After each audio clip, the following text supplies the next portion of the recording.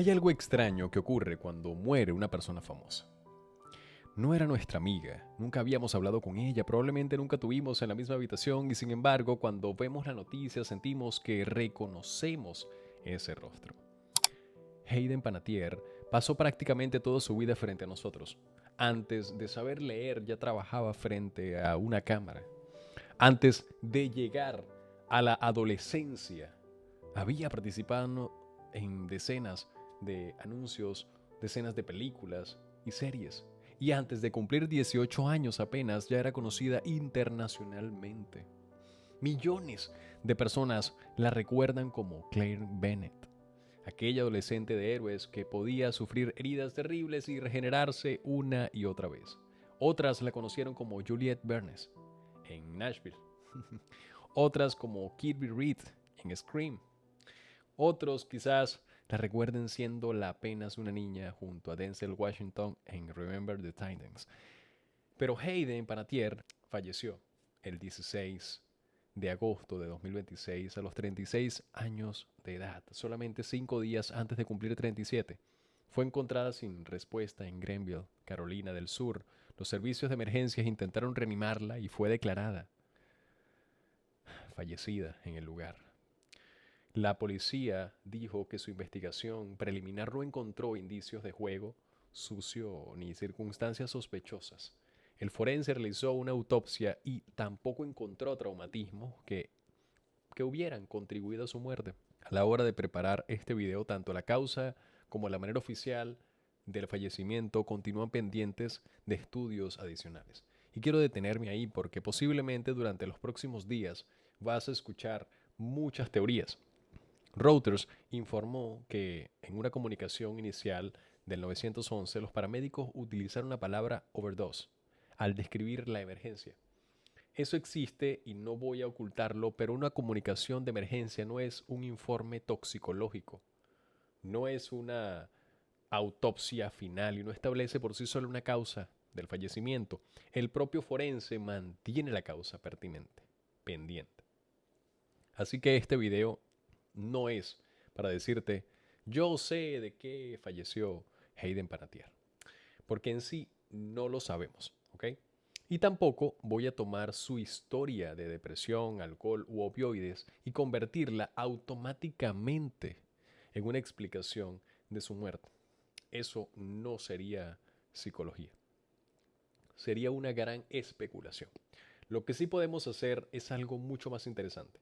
Podemos mirar la historia que ella decidió contar, que ella misma decidió contar. Porque 3 meses antes de fallecer, Hayden publicó un libro de 320 páginas titulada This Is Me. Un libro en el que decidió hablar de la infancia, de la fama, de la maternidad, de la depresión, del posparto, de la adicción, de la recuperación, del trauma, de las relaciones, las pérdidas y la dificultad de describir o de descubrir quién eres cuando una parte de tu identidad ha pertenecido al público prácticamente desde que naciste. Y cuando uno observa su vida desde esa perspectiva, aparece una pregunta bastante incómoda. ¿Qué creemos saber de una persona simplemente porque llevamos años mirándola? Eso es realmente, o ese es realmente el tema de este video. No cómo falleció Hayden, sino qué puede enseñarnos su vida sobre identidad, fama, sufrimiento psicológico y esa enorme distancia que existe entre una imagen pública y una experiencia totalmente privada. Así que quiero empezar aquí, cuando el trabajo comienza antes que los recuerdos, porque Hayden Leslie Panettiere nació el 21 de agosto de 1989 y creció en Palidez, Nueva York. Su madre, Leslie Vogel, había trabajado como actriz y posteriormente se encargó profesionalmente de la carrera de su hija. Su padre, Alan Panettiere, trabajó como bombero. Su relación con la cámara comenzó de una manera extraordinariamente temprana. Ojo. Claro, Associated Press sitúa su primer comercial a los 11 meses de edad, pero la propia Hayden contó que Gayle King en una entrevista con CBS de mayo de 2026 que su madre ya la llevaba a audiciones cuando tenía alrededor de 8 meses y para cuando cumplió 5 años, según ella misma reportó y recordó, mejor dicho, había hecho aproximadamente 50 comerciales. Piensa un momento en lo que se puede significar eso. No estoy diciendo que trabajar de niño destruya psicológicamente a una persona, no. Eso sería una simplificación totalmente absurda. Estoy diciendo algo más básico. Para la mayoría de nosotros existe primero una identidad privada y después quizás la identidad profesional. Aprendes quién eres en tu casa. Aprendes a jugar. Aprendes a equivocarte sin tener una audiencia. Haces algo mal o existe un equipo preocupado por si has cumplido con el horario de producción. Para Hayden, en cambio, el trabajo llegó antes que muchos de los recuerdos que normalmente asociamos con una infancia regular. A los 4 años consiguió el papel de Sarah Roberts en One Life to Life. Después interpretó a Lizzie en Getting Light. Más adelante prestó su voz a Dove en Book Life. El álbum hablado asociado con aquella película llegó incluso a recibir una nominación del Grammy. Y en 2000 apareció en Remember the Titans, una de las películas más conocidas de Denzel Washington. Es decir, Hayden tenía 10 u 11 años y ya poseía un currículo profesional que muchos actores adultos jamás logran conseguir en sus propias vidas. Y aquí aparece algo que me interesa mucho desde la psicología, porque existe un estudio publicado en el Journal of Personality Assessment que examinó a 74 antiguos intérpretes infantiles famosos. Los investigadores no encontraron simplemente que ser famoso de niño te destruye. De hecho, su conclusión era bastante más matizada. La calidad de la relación parental parecía funcionar como un factor importante en el ajuste posterior. Entre los participantes, quienes habían tenido a sus propios padres como managers, tendrían en promedio a descubrir o a describir, mejor dicho, posteriormente a sus madres como menos cuidadoras y más controladoras que quienes habían separado esos dos papeles. También aparecieron variables como la autonomía del niño, la gestión del dinero y el apoyo social. Ojo, y esto quiero subrayarlo, que para mí es bastante importante. Ese estudio no estudia específicamente a Hayden y no permite diagnosticar su familia, pero sí nos proporciona un marco sumamente interesante porque imagina la complejidad de que una misma persona sea tu madre y al mismo tiempo la persona encargada de que cumplas de manera profesional. ¿Dónde termina la aprobación materna y empieza la evaluación laboral? No se sabe. Curiosamente, Hayden habló de algo parecido en su última entrevista extensa con Gayle King. Explicó que, siendo niña, la opinión que realmente le importaba era la de su madre, porque sabía que si ella estaba descontenta con una actuación, aquella podía afectar el resto del día, imagínense. Y eso no demuestra una enfermedad, no, pero nos ayuda a entender una experiencia. Muy pronto, actuación, familia, aprobación y rendimiento estaban profundamente entrelazados en su propio mundo. Así que tienes que imaginar el crecer mientras millones te miran. Porque durante los años siguientes Hayden trabajó prácticamente sin parar. Llegaron Racing, Helen, Tiger Cruise, Racing Strips, Ice Princess, Nothing y otros proyectos. Pero en 2006 ocurrió el salto que transformó por completo su nivel de fama, ¿sí? Tenía apenas 16 años cuando empezó a interpretar a Claire Bennett en Héroes. Si viviste aquella época, probablemente recuerdes incluso la frase Save the cheerleaders, save the world. Claire era una adolescente que descubría que podía regenerarse después de sufrir heridas aparentemente mortales. La serie se convirtió en un fenómeno enorme y Hayden dejó de ser solamente una joven actriz con experiencia y se convirtió en una cara reconocible en absolutamente todo el mundo. Y aquí sucede algo particularmente interesante. Ojo, a esa edad, la mayoría de las personas estamos construyendo identidad mediante ensayo y error. Nos hacemos un peinado horrible y luego lo corregimos. Nos vestimos de una manera de 5 años, después nos da vergüenza y luego cambiamos. Nos enamoramos de alguien que no nos conviene y luego cambiamos. Cambiamos de amigos, cambiamos de personas. Tenemos ideas un poco contradictorias y muchas de esas cosas afortunadamente desaparecen.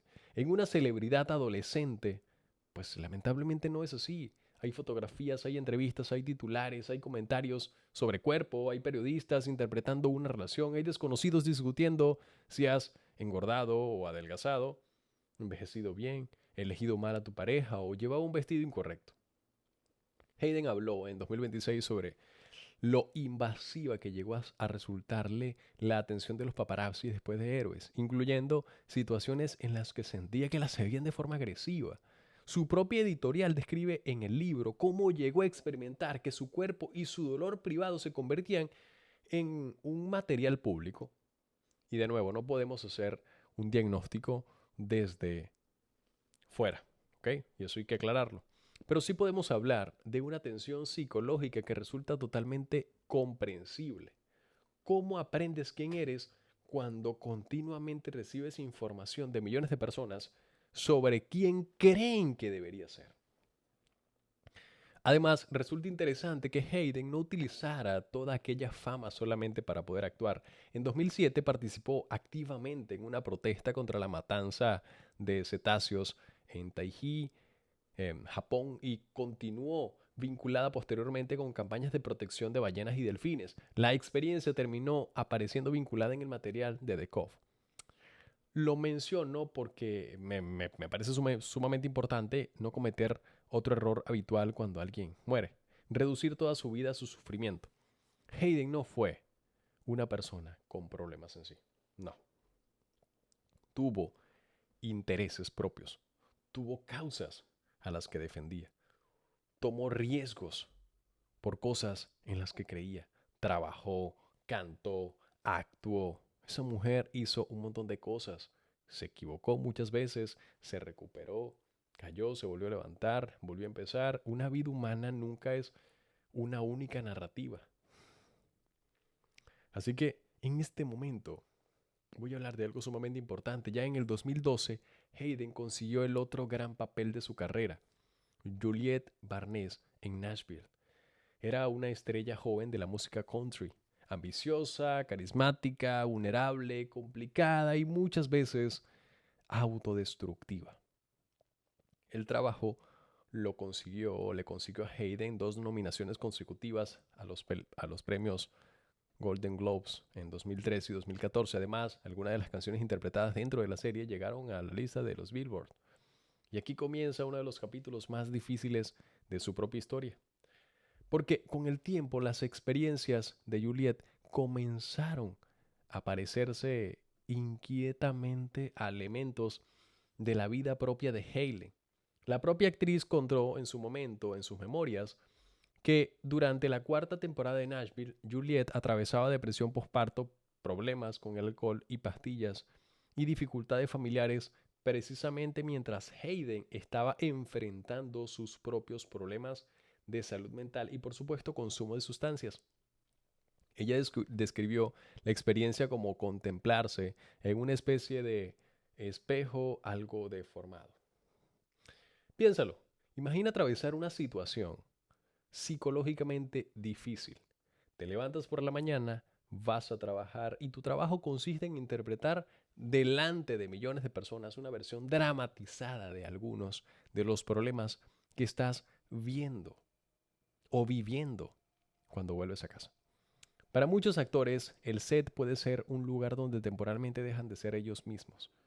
Para Hayden, según su propio relato, llegó un momento en que esa separación comenzó a desaparecer propiamente. Ella misma escribió que tenía que vivir aquel sufrimiento 2 veces. Primero como Hayden y después como Juliet. Y esta es una de las razones por las que debemos tener mucho cuidado cuando hacemos un análisis psicológico y de personajes, por supuesto, de celebridades. Porque desde fuera el público veía una actuación y ya. Desde dentro existe o existían dimensiones de experiencias a las que nosotros sencillamente no teníamos acceso. Ahora es momento de hablar sobre la maternidad y la depresión postparto. Porque tener todo y no ser feliz Muchos lo dicen. En diciembre de 2014 nació Kaya, la hija que Hayden tuvo con el boxeador ucraniano Vladimir Klitschko. Y años después, Hayden contó que el parto había sido extraordinariamente complicado. En un fragmento de sus propias memorias, publicado por el The Cut, relató 14 horas de parto, una cesárea, problemas de coagulación, una infección y múltiples transfusiones de sangre. Describió despertar agotada, con dolor y una gran desorientación. Pero después ocurrió algo que no esperaba. Miraba a su hija y no experimentaba explosión inmediata de emociones que tantas veces nos han dicho o les han repetido una madre que es lo que deben sentir.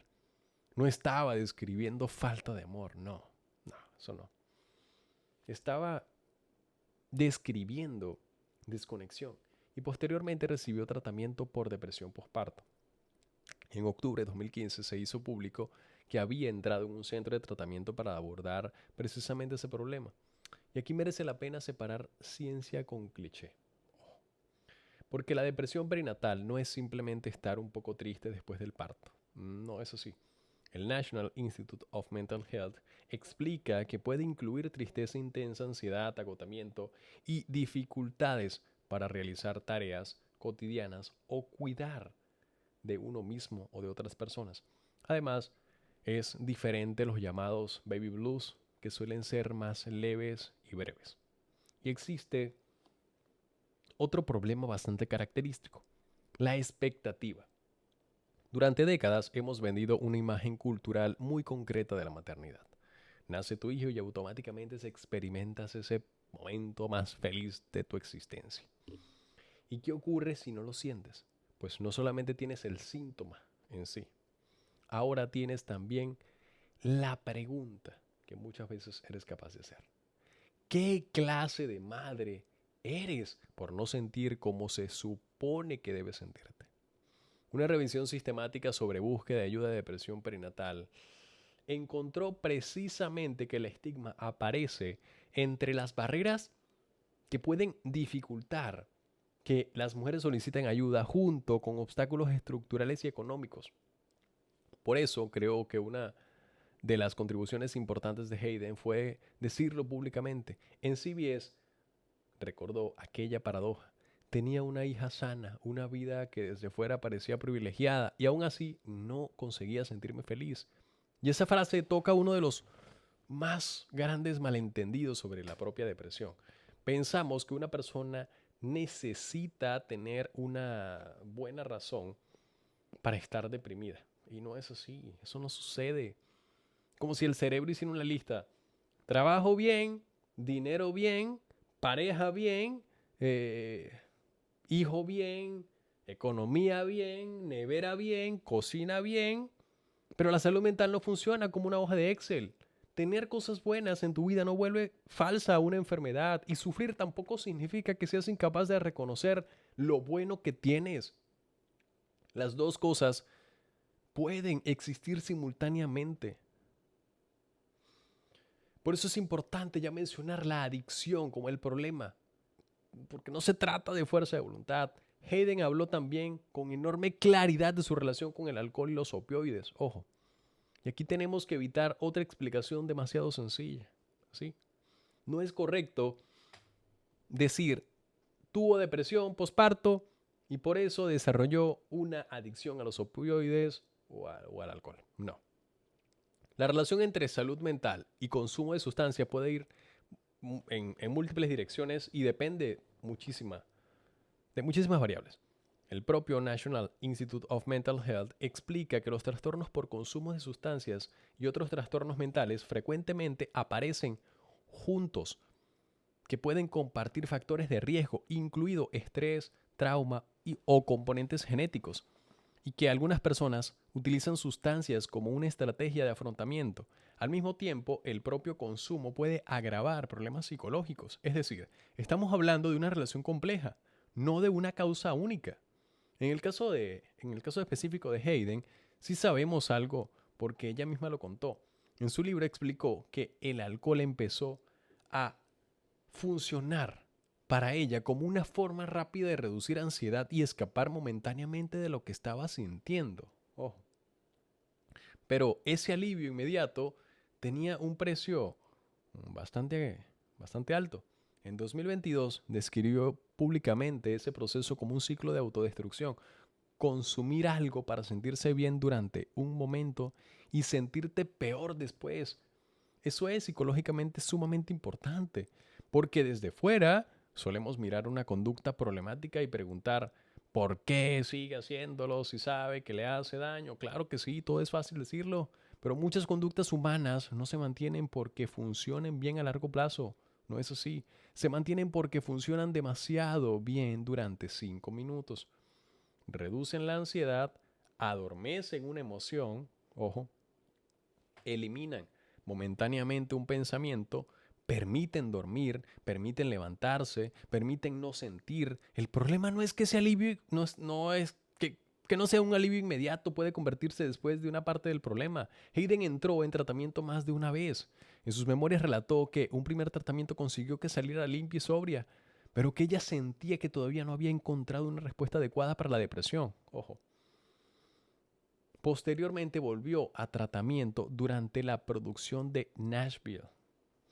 Y hay otro detalle muy importante que es fascinante. Hayden habló de la posibilidad de que algunas personas de su entorno intentando ayudarla o mantener una producción funcionando hubieran terminado facilitando indirectamente que continuara. Esa es su interpretación retrospectiva y debemos presentarla como tal. Pero plantea una pregunta interesante sobre la fama. ¿Qué ocurre cuando demasiadas personas dependen económicamente de que sigas o de que tú sigas funcionando? Un empleado convencional puede llegar un día y decir, no puedo más y ya. Pero una estrella sobre la que descansa una producción tiene alrededor de representantes, contratos, patrocinadores, trabajadores, calendarios, cadenas de televisión, muchísimo dinero, ojo. Eso no significa que nadie quisiera ayudarla, significa que el ecosistema alrededor de una celebridad puede ser psicológicamente extraño. La persona está sufriendo, pero al mismo tiempo existe una máquina que necesita que la persona siga trabajando. La decisión más dolorosa, su hija. En 2018, Kaya pasó a vivir con su padre, Vladimir Klitschko. Hayden habló posteriormente de esa decisión con dolor y explicó que atravesaba un periodo en el que no consideraba que pudiera ofrecer a su hija la estabilidad que deseaba. También dejó en claro posteriormente que consideraba a Klitschko un buen padre. Eso sí lo decía. Este es probablemente uno de los capítulos en los que más fácil resulta juzgar desde afuera. Y precisamente por eso quiero que hagamos lo contrario. No sabemos en sí cómo era estar dentro de aquella familia. No sabemos qué conversaciones privadas ocurrieron. No. No sabemos exactamente qué sintió una niña, un padre o una madre en cada momento. Sabemos únicamente las partes que Hayden decidió contar públicamente. Y en sus memorias describió la separación cotidiana de su hija como una de las experiencias más dolorosas de su vida. A pesar de la distancia, decía mantener un vínculo con Kaya, explicó que quería protegerla de sentirse responsable por los problemas de los adultos. Eso me lleva a otra idea sumamente importante. Cuando observamos a una celebridad somos extraordinariamente rápidos haciendo juicios morales con información incompleta. Buena madre, mala sobrina, mala pareja, se destruyó a sí misma, no aguanta nada, lo tenía todo. Pero la psicología humana rara vez cabe acomodadamente o cómodamente dentro de dos palabras. A veces una decisión puede ser profundamente dolorosa y al mismo tiempo ser tomada porque alguien considera que es la opción menos dañina que tiene disponible. No necesito saber si yo habría tomado la misma decisión para entender la experiencia o para entender que una experiencia pueda ser devastadora. Ahora es importante hablar sobre lo que ocurrió en febrero de 2023. Falleció Hansen Panettiere, el hermano menor de Hayden. Tenía solamente 28 años. La familia explicó que ese fallecimiento estuvo relacionado con una cardiomegalia, un corazón agrandado y complicaciones de la válvula aórtica. Hayden habló posteriormente del enorme impacto en aquella pérdida. Fue muy fuerte y aquí no quiero utilizar el duelo como si fuera una pieza dentro de una explicación matemática de lo que ocurrió después, porque sería totalmente irresponsable. El duelo no funciona así. No podemos decir A produjo B y B produjo C y C produjo D. No. Por eso, pero sí debemos incluir si estamos intentando contar su vida. ¿Sí? Porque perder a un hermano a los 33 años, después de haber compartido prácticamente toda su historia con él, no es un gran detalle biográfico. No, no es algo menor. Y además nos recuerda otra cosa. Cuando vemos a un famoso desaparecer durante un tiempo, cambiar físicamente, trabajar menos o simplemente comportarse diferente, nosotros vemos el resultado. No vemos necesariamente el duelo. No vemos la madrugada. No vemos la distancia familiar. No vemos una conversación privada. No vemos el aniversario. No vemos el teléfono cuando aparecen fotografías antiguas. El público observa conductas. La persona vive experiencias. Ojo. Y no son lo mismo. Ahora, ya llegamos al 2026. El 19 de mayo, Hayden Panettiere publicó This Is Me. Y son 320 páginas. El libro abordaba el estrellato infantil, la presión de Hollywood, la maternidad, la depresión posparto, la adicción, la recuperación, el trauma, la violencia en relaciones y el fallecimiento de su hermano. La editorial utilizaba una expresión que ella empleaba en algunas experiencias, life hacks o life quacks, algo así como terremotos vitales, acontecimientos que fracturan la idea que tienes de ti mismo y te obligan a reconstruirte. Pero el título quizás sea todavía más interesante. This is me, o esta soy yo, después de pasar prácticamente toda su vida diciendo palabras que otras personas habían escrito, interpretando emociones que otras personas habían diseñado, llevando vestuarios que otras personas habían elegido, respondiendo preguntas de periodistas, viendo cómo los tabloides escriben historias sobre ella. Publicó un libro diciendo, ahora voy a contar lo que yo quiero que vean. En mayo se sentó con Gayle King y habló precisamente de eso. Dijo que quería que otras personas entendieran que podían vivir su verdad, que podían ser imperfectas. Cuando King le preguntó cómo estaba, Hayden respondió que seguía trabajando en sí misma y que se encontraba mejor y más saludable de lo que había estado en mucho tiempo. En otra entrevista de ese periodo llegó a hablar con su optimismo sobre el futuro. Eh, Reuters, en el podcast de Jay Shetty, donde decía sentir que había dejado atrás muchas oscuridades y que tenía muchas vidas por vivir. Y aquí hablamos, y aquí debemos resistir una tentación muy humana. Después de que alguien se va, empezamos a escuchar cada frase antigua buscando algún tipo de señales. Lo sabía, estaba despidiéndose, esa frase significaba algo.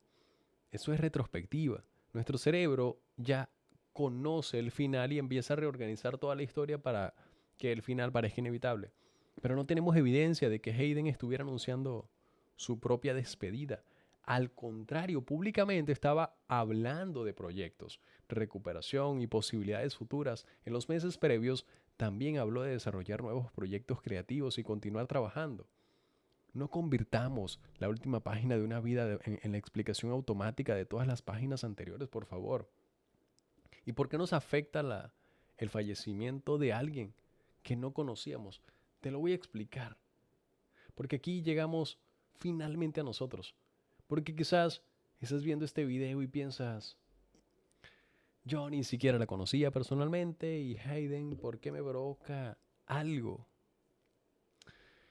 Existe un concepto en psicología llamado relación parasocial. Son conexiones socioemocionales no recíprocas que desarrollamos con figuras mediáticas, actores, músicos, deportistas, presentadores, creadores. Nosotros sabemos cosas de ellos. Reconocemos su voz, conocemos sus expresiones, recordamos sus trabajos.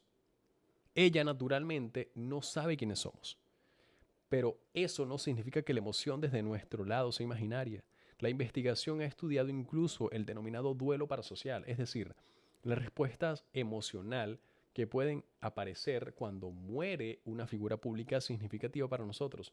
Un estudio reciente encontró que la intensidad de ese duelo puede estar asociada a la fuerza de una relación parasocial previa. Otros trabajos han documentado respuestas como tristeza, shock, recuerdo y eh, memori memorialización después de la muerte de celebridades. Y tiene sentido. Quizás no estás llorando únicamente por Hayden Panettiere. Quizás también estás sintiendo el paso del tiempo. Porque tú tenías 15 años cuando veías Héroes, probablemente. O veías Nashville. O con alguien que ya no está. O Remember the Titans formó parte de tu infancia. Pero cuando fallece alguien que permanecía congelada o congelado en nuestras memorias de una determinada época, de repente somos conscientes de que aquel tiempo también está pasando y ese tiempo ya terminó. La celebridad era una especie de marcador dentro de nuestra propia biografía y quizás por eso tantas noticias pueden tocarnos más de lo que esperamos. Ahora, aquí es cuando tienes que conocer un rostro y no que no es una persona, ¿sí? Porque después de investigar la vida de Hayden Panettiere, hay una cosa que me parece sumamente importante, de más que cualquier otra teoría. Nosotros conocíamos su rostro, ¿sí? Conocíamos quizás sus personajes, conocíamos sus películas, conocíamos sus series, conocíamos su sonrisa, conocíamos su vestimenta en las alfombras rojas, conocíamos las fotografías, conocíamos algunas de las relaciones, conocíamos titulares y durante años quizás pensamos que eso equivalía a conocerla, pero no, conocíamos información sobre Hayden Panettiere. Eso es muy diferente a conocer a Hayden Panettiere. Y esta diferencia no existe solamente con los famosos, existe también con las personas que tenemos, que nosotros solemos tener a nuestro lado. El compañero de trabajo que siempre hace bromas, la amiga que publica fotografías increíbles, la pareja que parece tener la vida resuelta, el familiar que nunca pide ayuda. Nos acostumbramos a juzgar estados internos mediante señales externas. Tiene dinero, entonces está bien y está feliz.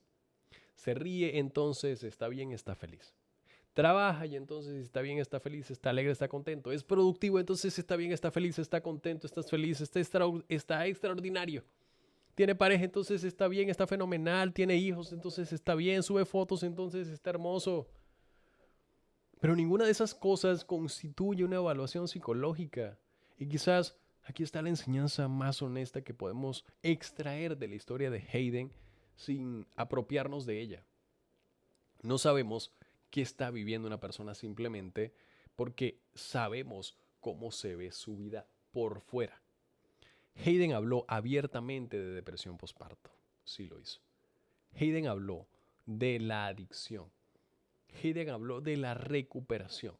Hayden habló de la maternidad. Hayden habló de crecer trabajando. Hayden habló de, de las pérdidas. Y también habló de la esperanza, de proyectos, de seguir adelante, de querer utilizar su historia para que otras personas sintieran menos miedo de mostrar sus imperfecciones. Hay incluso investigaciones que sugieren que cuando una celebridad habla públicamente de sus problemas de salud mental, esas revelaciones pueden contribuir a aumentar la conversación de y reducir ciertos componentes del estigma. Eso no significa que una celebridad tenga la responsabilidad de convertirse en un portavoz de una enfermedad. No, pero cuando alguien decide hacerlo, su experiencia puede alcanzar a personas que quizás nunca escucharían esa conversación de otra manera.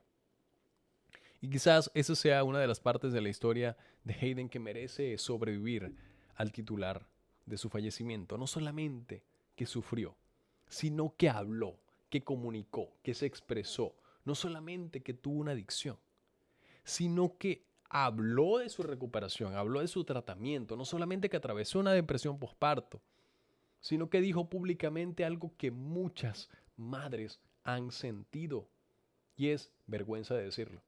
No solamente que fue una niña famosa, sino que a los 36 años estaba reconstruyendo una narrativa de quién había sido desde su propia voz. Por eso no quiero terminar este video preguntando, ¿qué fue lo que hizo que Hayden desapareciera? Cuando exista una causa oficial podremos informar sobre ella con respecto y con evidencia, ¿sí? Hoy todavía no la tenemos. Prefiero terminar con otra pregunta. ¿Cuántas veces creemos conocer a una persona simplemente porque conocemos la versión de ella que nos ha mostrado?